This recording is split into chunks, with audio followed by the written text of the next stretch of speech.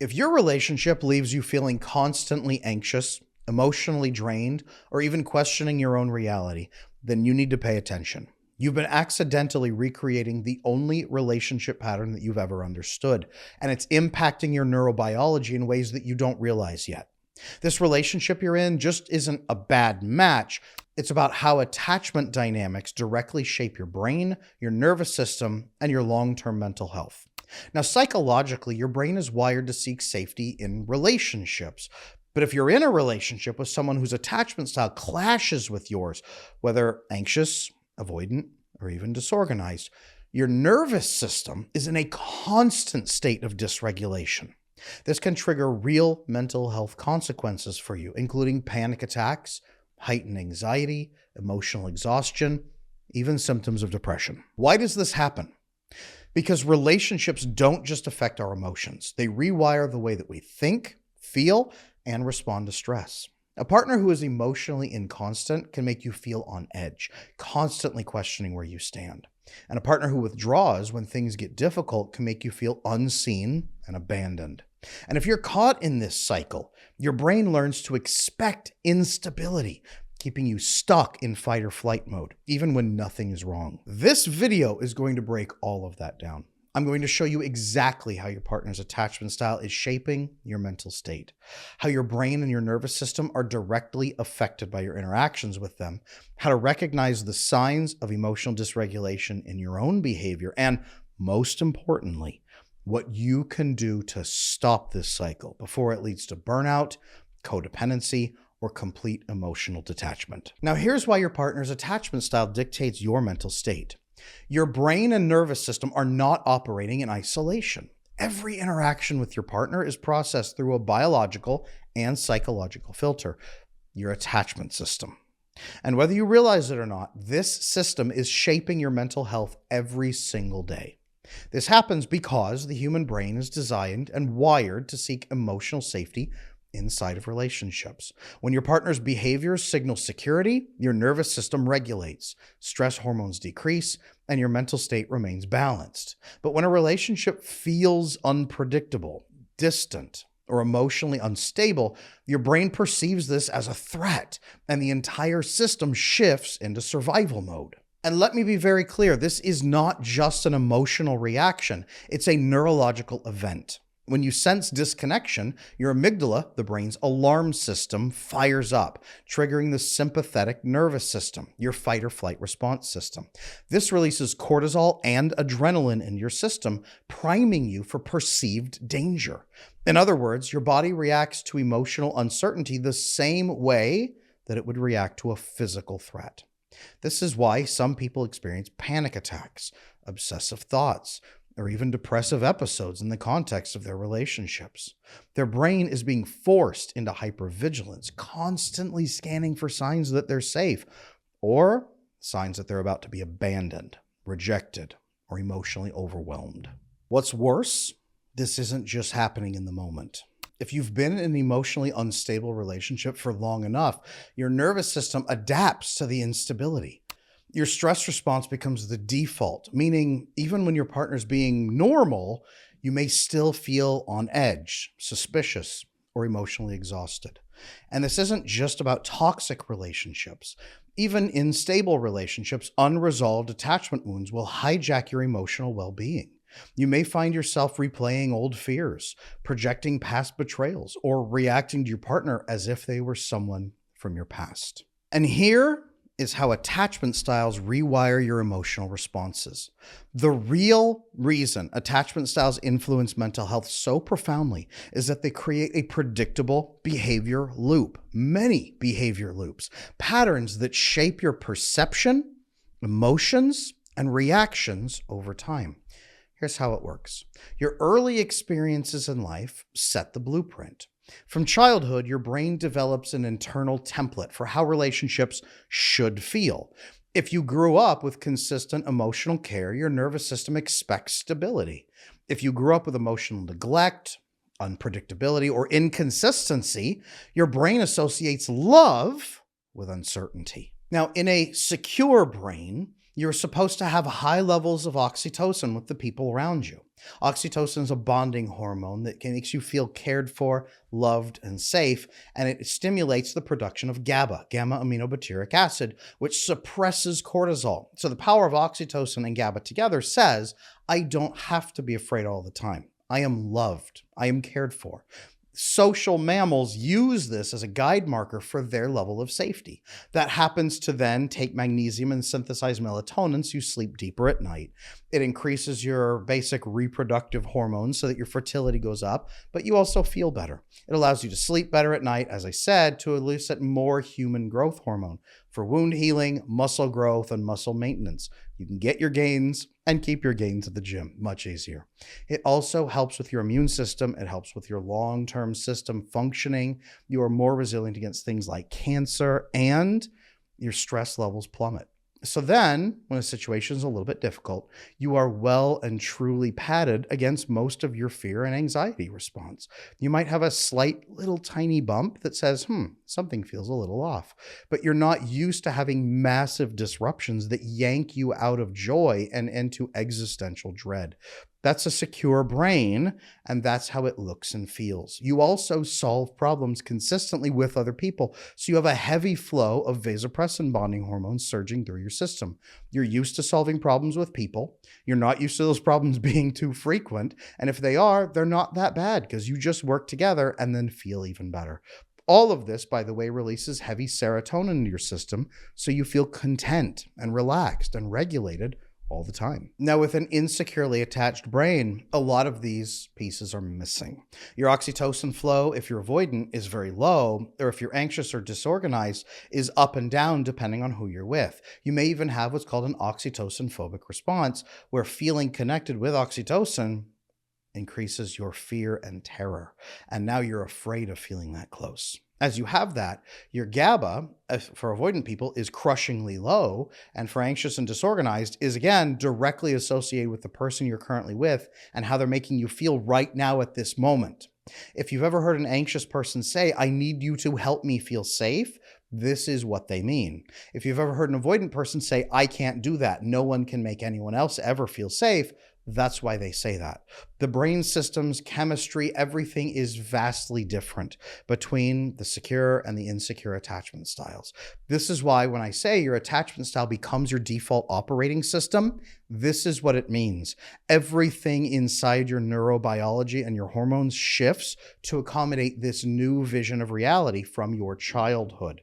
Either you live in a safe place where you don't have to be terrified of death at every moment, or you live in a horrifying, dangerous, scary, unsupportive place where you have to please other people or take control of relationships. Now, this very blueprint is exactly what determines how you're going to interpret emotional signals from your partner. Someone with an insecure attachment might see normal distance as rejection or perceive deep closeness as overwhelming. Maybe you don't get a text back within 10 or 15 minutes when you think you should, and now your brain starts interpreting that as rejection or abandonment or a lack of care or even anger. There are so many ways that your brain will filter behaviors and say, that's happening because, and this is where your blueprint comes in, the because. Now, let's be clear. This is not a conscious process. You're not sitting there thinking, I will choose to interpret this as anger. Your nervous system reacts automatically. It's an instant jump. And the moment your partner acts in a way that aligns with an old emotional wound, your body responds before you can even consciously process it. Your heart rate increases, those stress hormones flood your system, and your mind starts racing to make sense of the perceived threat. In particular, there are two key things you need to know about anxious people and avoidant people especially. The anxious person has something called learned helplessness, which is over time, as pain patterns have become more and more random, they have no idea how to manage pain, how to stop it from happening, how to stop relationships from falling apart, how to stop people abandoning them. They are endlessly in need of someone else to come along and give them a sense of safety. We call this an external locus of control. This learned helplessness leads to a lot of depression symptoms for anxious people, as they feel they will never have any power over how they feel ever again, and they'll always feel in danger and unsafe. Now, there's mechanical dissociation in the the avoidant style. Their oxytocin level being low creates a very mechanical, methodical, almost robotic way of engaging in relationships. Very transaction-based, very low level, almost reptilian thinking about relationships, about how to work with other people. Doesn't mean they're going to be manipulative, but it's easier to become manipulative. And because they have almost no GABA, their cortisol system is unregulated. The only thing they can do is dissociate and turn off feelings. That is the only thing they have, is to cap it off and say, I can't feel that. And to do that quite often. So they're mechanical and dissociated very, very often. You've got learned helplessness on one side and mechanical dissociation on the other. You behave in ways that are going to reinforce this pattern continuously. The brain chemistry, the hormones, the behavior patterns, the thoughts, the responses, the assumptions, everything lines up to create a perpetual bias. Now, the next part of this is that your attachment system then dictates how you respond. That's how you're feeling, but how do you respond?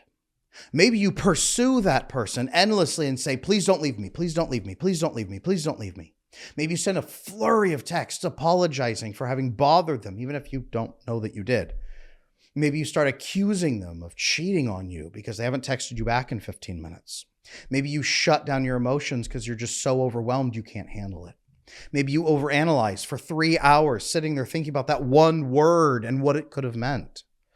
Maybe you self-abandon and you just say, I am worthless, I am unlovable, I am garbage, and you just pull back even from yourself. Maybe you sabotage the relationship like a disorganized person and say, if this relationship's going to end, if you're going to fire me, I quit. It will hurt less if I ruin the relationship than if you leave me. So they burn the whole place down and jump out the window. A lot of behavior patterns come from this nervous system response. The way you react influences your partner's response then on the other side, reinforcing the cycle over and over and over again. Your brain chemicals spiral. Either they spiral up with secure attachment style and they stay up, or they spiral down with insecure attachment style and keep you stuck based on the pattern bias that you're cycling in. And this ultimately is why relationships often feel like emotional deja vu. Because on a biological level, your body is responding to your partner in the same way it learned to respond in childhood or in previous relationships. You really are living out the one and only blueprint you know over and over and over. Then you get in another relationship and say, I'm going to do it different this time. But you don't have a blueprint for different. You have a biological, neurological, chemical reaction in one way. And that's it. Until you rewrite that, it will not get better. Now, here's the part nobody tells you. You are not just reacting to your partner. You're reacting to your past, your conditioning, and the emotional blueprints that you have never questioned. That's the component. You need to question those blueprints. That's why this video is crucial. I need to show you that you have those blueprints and what they have been. There is a very high cost of emotional dysregulation in relationships that you absolutely have to account for. Now, if you have ever noticed, as you're going through this, if this sounds like you, that your mental health tends to deteriorate in certain relationships, this process right here is why. An attachment system that's constantly triggered can lead to things like chronic anxiety. That's a nervous system that remains in a state of hypervigilance, constantly scanning for potential emotional threats. And if there's nothing in front of you, your brain will be saying, I must be missing something. I should be scared right now. Why am I not scared enough? Depressive symptoms, the loss of emotional security, can lead to hopelessness, self-doubt, and emotional withdrawal as you pull away from the people around you because you no longer believe that happiness or love are even possible. Panic episodes. When attachment panic is triggered, the body reacts as if survival is at risk, leading to full-blown anxiety attacks. Compulsive relationship behaviors. Overanalyzing texts, needing constant reassurance, withdrawing emotionally, or even sabotaging closeness because you are so afraid. And none of this is conscious. You don't do it because you want to. You can't stop yourself. And maybe the biggest one of all, self-worth erosion. Over time, feeling emotionally unsafe in a relationship makes you internalize that belief that you are too much, not enough, or you're fundamentally unlovable. Anxious people usually have had this feeling since childhood, but it's reconfirmed to them over and over and over in relationships every time they lose a partner or get told you're being clingy. Now, the impact of this is very real. Studies have shown that individuals with insecure attachment styles are significantly more likely to experience generalized anxiety disorder, depression, and even PTSD-like symptoms in the context of relationships. This issue also lowers the threshold for developing PTSD following painful experiences, as your brain's capacity to logically sort through cause and effect is diminished, leading to increased trauma responses, even with lower level events that would otherwise not leave a hypervigilant impact.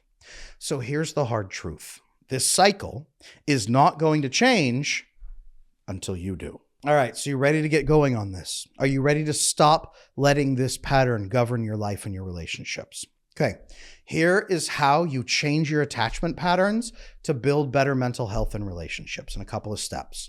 Understanding the problem is not enough. You need a way to break that cycle and to reset your nervous system so your relationships no longer feel like an emotional battlefield. So, step one of what you're going to start doing. Identify your nervous system's default response to emotional uncertainty.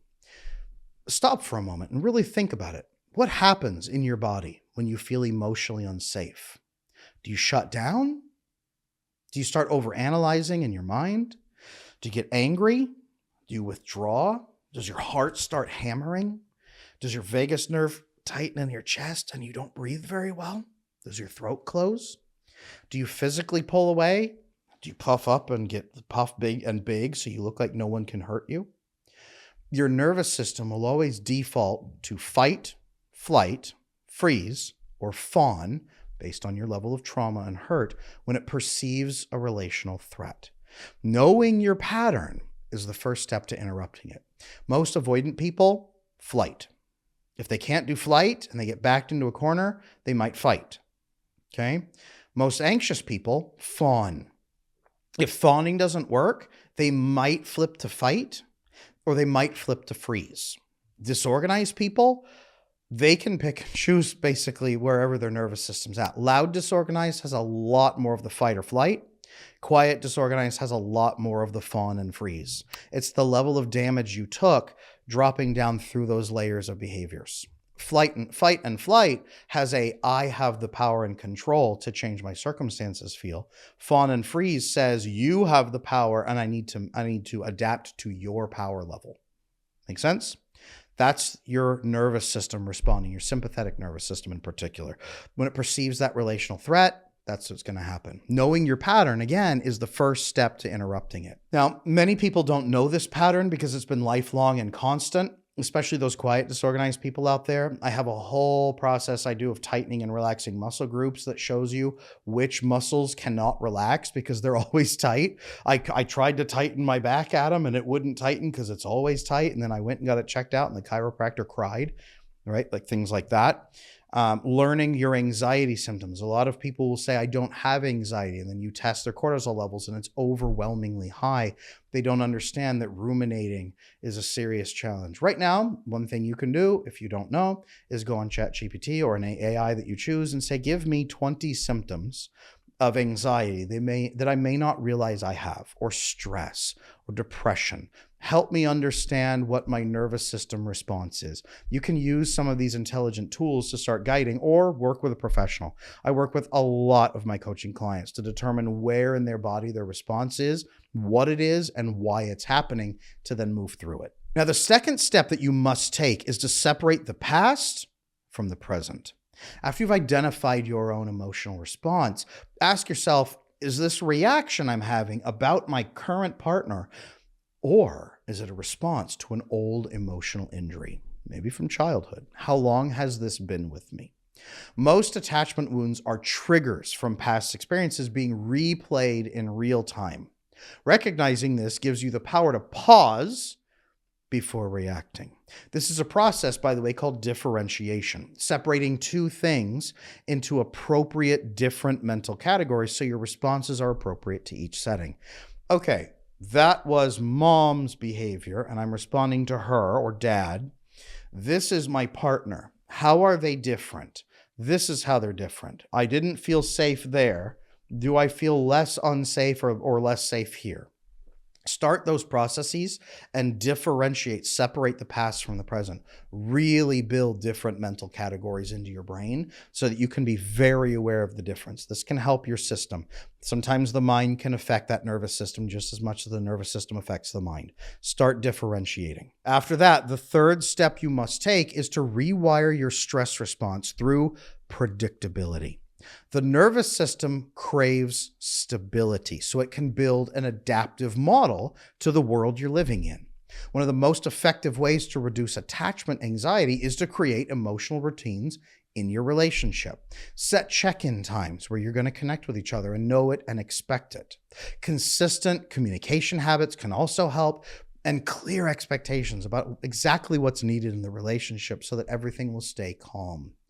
If your relationship lacks stability, your brain will keep triggering stress responses, making emotional regulation nearly impossible. It is absolutely crucial that you build this into your relationship, and you need to be with a partner who's willing to build this with you. Now, stable relationships, and securely attached ones in particular, follow the 4 levels of trust for predictability, with shared values right up front. So you have the same or very similar moral code that you both know you are following.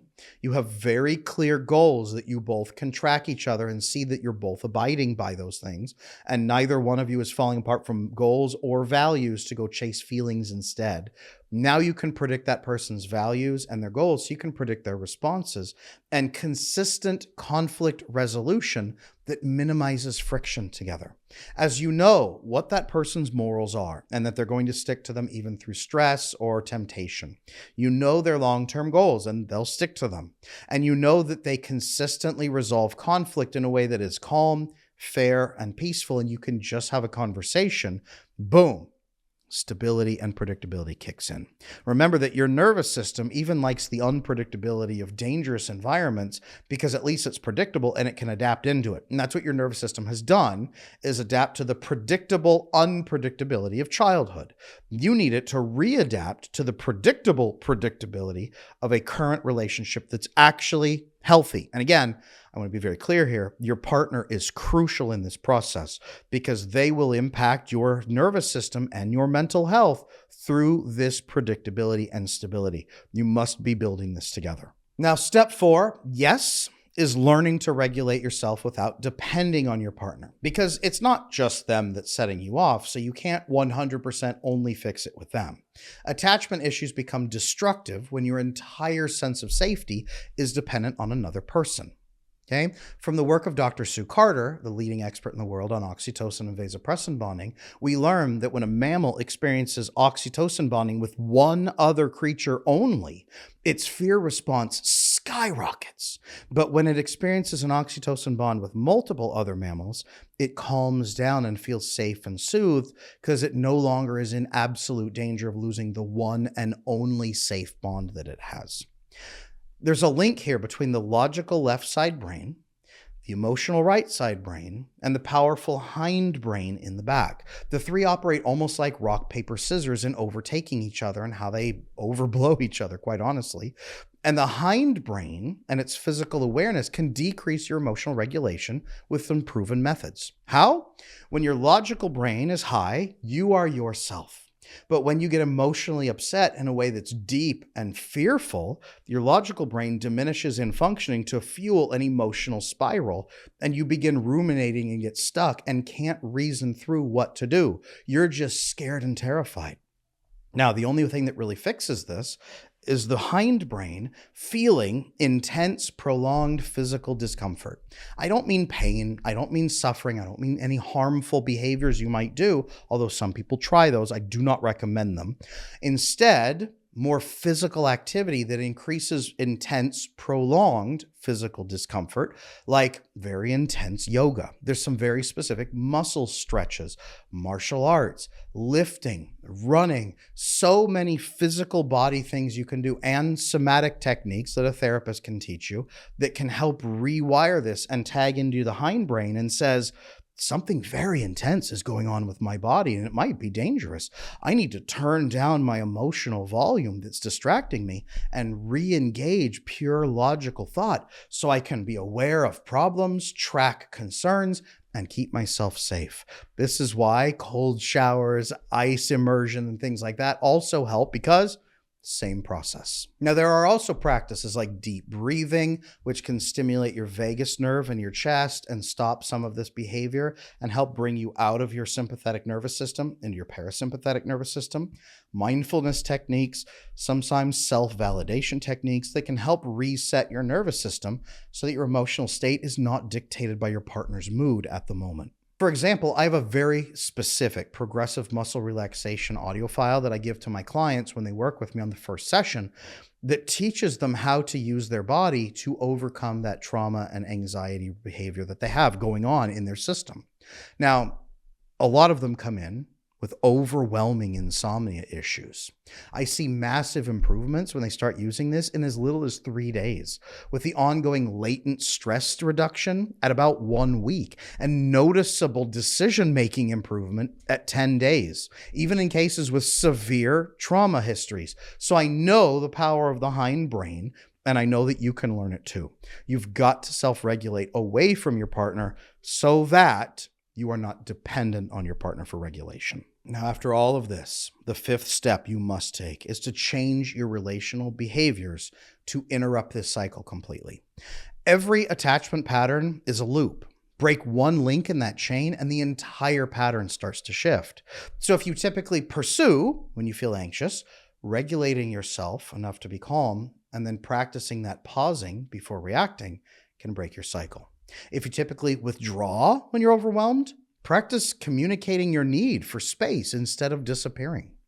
The biggest change that I see in clients is when they finally experience the revelation that they can engage in cooperative relationship building with others, meaning asking more questions from a place of curiosity, asking for help. I want to build a relationship where both of us can feel calm. Can we do that together? Designing conversations together. Hey, when we talk about this, can we talk about it in this way so it's a little more helpful? I don't want to fight with you, and I'm sure you don't want to fight with me. It's being able to say, in the past, I've been this way, and I don't want to be that way anymore. And I would love to be a better person for you in these ways.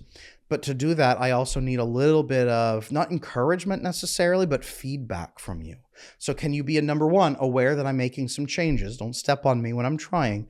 And then give me some honest feedback as I continue to change and resolve. Instead of, I'm going to change my behavior and see if they notice. Oh no, they had one bad reaction. It was all for nothing.